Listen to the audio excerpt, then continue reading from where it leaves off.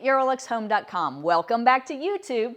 Remember to like this video, subscribe, and maybe even share it with a friend. Last week we shared with you one of the local organizations that EuroLux Home supports, which is Saving Saluda Strays. And their mission is to save homeless animals. And that is something that is really near and dear to our hearts here at EuroLuxHome.com because we have rescued 12 animals. We only have 6 with us at this time.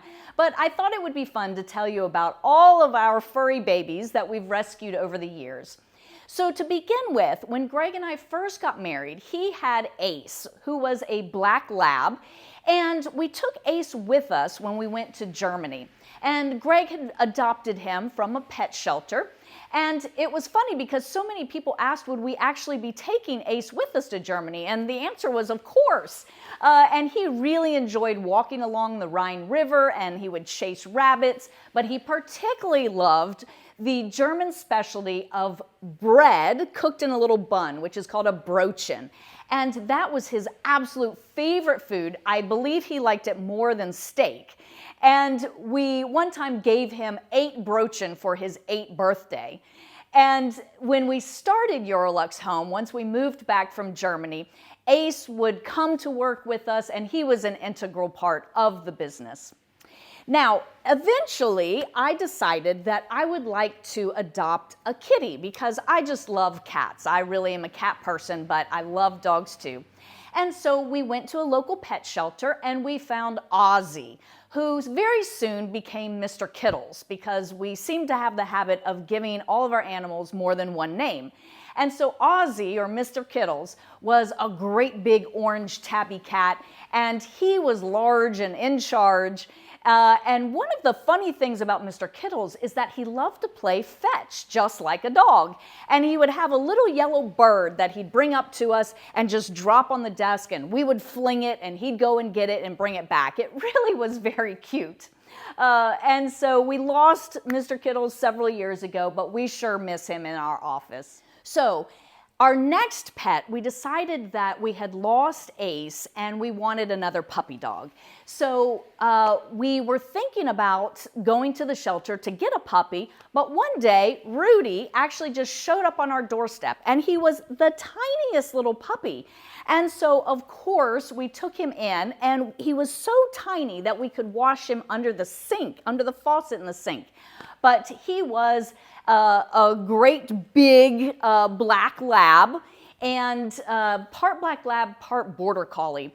And because, again, we always give them lots of names, he became Ruddles McDoodles. And we always laughed and said that was his Scottish name because he was a border collie. And he had this habit of sneaking up on you. So you'd be somewhere in the gallery cleaning a piece of furniture, and out of the corner of your eye, you'd see him sneaking up. And then if you turn and look at him, he'd freeze. And then you turn your head again, he'd sneak again, and then freeze. It was the funniest thing. Anyway, that was Rudy, and we lost Rudy during the pandemic. Now, once we already had Mr. Kittles and Rudy, we decided Mr. Kittles needed a friend. So we went to the shelter and we saw a beautiful Siamese cat, and Greg had always wanted a Siamese cat. And so we got Minky, and Minky soon became Minkles. That is his nickname. And Minky is very beautiful, and he knows it. He really enjoys interacting with people. Sometimes he'll come be in the gallery and interact with people, maybe show them the best place to sit inside a piece of furniture. But Minky, being a Siamese, is very vocal. But he really just says meh. But he has about 100 inflections of meh. Sometimes it's happy, meh. Sometimes it's really mad, meh. He's a really funny cat. We really love him. He's our mascot nowadays. He is in renal failure, and we're taking care of him, great care of him. We give him saline every day, and he's just living his best life at the moment. Now, after Minky, we decided that Rudy was a little lonely and he needed a friend. And so we went again to the local pet shelter and we found Jake. And Jake was a black lab Springer Spaniel mix, and he had a very pointed head, really a strange pointed head. And that's what I remember most about Jake, because one time he jumped up and hit me right in the eye and gave me a black eye with his pointed head. Jake was not the brightest of the pack. And in fact, we had learned that you could test your animals and give your animals an IQ test by suddenly draping a blanket over the animal. And if they can figure out how to quickly get out, that means they're pretty bright. Poor Jake. He just sat there and just resigned himself to living the rest of his life under the blanket. So after Jake and Rudy, we lost Jake also in the pandemic. I was one day driving to my mom's house, and a really pretty tiny little kitten actually darted across the street in front of my car. So of course, you know, I stopped and I got out and she just came right to me. And she was a little white flame point Siamese, and she was completely covered in fleas. So of course I knew she needed a good home. And so we brought her home and we named her Roxy.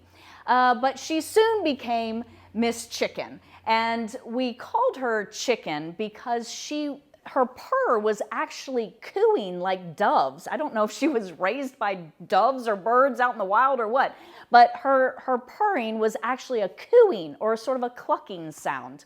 But she was the sweetest cat. I just loved her so much. And because she had been feral, I would let her outside, and unfortunately we lost her in an accident outside. We just love our animals so much, and it's so hard to lose a fuzzy baby. They really become like children to you. Well, then we decided that it was time for some more fuzzy babies. So we again went to the local shelter, and this time we came home with twins. And we found Lenny and Squiggy. They were litter mates. And Lenny soon became Lentil, and then Lentil Bean, and now he's just known as Bean. And Squiggy was soon called Squiggles. And those two are extreme opposites for being litter mates. It's type A and type B. Squiggy was so laid back, and he was a big fat cat, and he was just so happy, and he had the loudest purr you have ever heard. He was just a wonderful boy, and unfortunately we lost him too. But Bean, or Lenny's his given name, but I don't think he knows it. Bean is my little sweetheart, and he sleeps with me every night, but he is a little bit of a pickle. He loves to snuggle. He is very attached to me, but if the snuggles are starting to end, he gets really mad, and sometimes he'll actually smack me, and I don't like that, but I do love my sweet little Bean. Then one day, here at the gallery, some people walked in the store, and a little cat walked in behind them. And then they perused around the shop. I thought it was a little strange. And then they started to leave, and I said, "Hey, wait a minute, you're leaving your cat." And they said, "Oh, that's not our cat." And so Fozzie just showed up here at the gallery. And since he just showed up and walked in the door, we figured he wanted to live here. So Fozzie is still a little bit feral. Minky is his very best friend. He doesn't interact with humans very much, but he really loves Minky, and they are best buddies. And he lives here at the EuroLux Gallery. Now, under our house, we had a feral cat come and have some litters of kittens. And eventually I did catch all of the ferals that were living around our house and have them all spayed and neutered and given shots. But before that happened, this one feral cat had kittens. And we would reach in and grab the kittens and pull them out from under the house. And one was a little tiny black kitten, and she was so cute, and she really just got Greg to fall in love with her, and so we kept her, and her name is Isabel, and we call her Izzy. And she is the tiniest little cat, I think, because I guess she was the runt of the litter. She still, as an adult cat of 5 years old, only weighs 6 pounds. But I tell you, those 70-pound dogs at home are afraid of her. She rules the roost. Now, we do have some more dogs at home because after we lost Rudy and Jake, we were looking for more puppy friends. And so Ernie actually arrived to us right after 4th of July. And he must have broken away and from a bad situation, because we came home from the gym one morning and he was actually standing on our doorstep.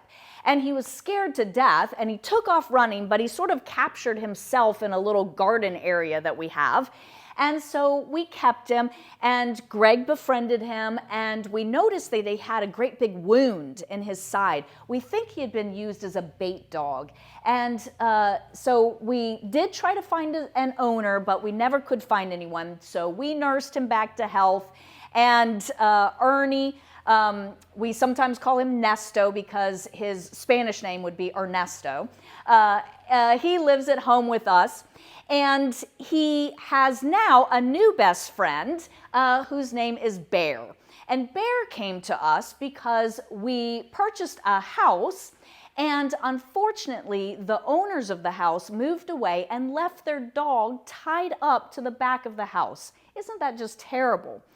So when we found him, he was nearly starved to death. He had no water, and we of course unhooked him. He was just tied up to a tree, and we unhooked him and brought him home, and he was filled with heartworms, and we got him all taken care of, and now he is living his best life with Ernie as his best buddy and a great big yard, and he gets to sleep at the foot of the bed every night, and so Bear is very happy. So now that I've told you about the EuroLuxHome.com mission of supporting homeless pets, tell me about your mission, or if there's a particular charity that you particularly enjoy supporting in the comments below. Like this video, subscribe to our channel, and we'll see you next time.